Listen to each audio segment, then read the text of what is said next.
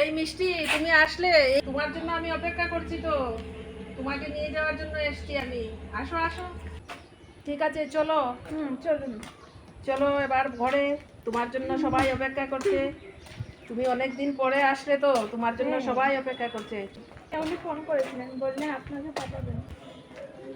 বৌদি তো আসতে পারেনি, সেই জন্য আমি আসলাম তোকে ও নিতে। আচ্ছা, ভালো আছো পিসি?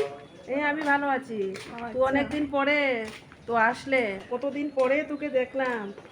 এক্সাম ছিল তো, তার জন্য আসতে পারছিলাম। এখন এক্সাম শেষ হয়ে গেছে, ভাবছি চলো তোমাদের সবাইকে দেখে আসি। তো চলো মা, এবার বাড়িতে চলো।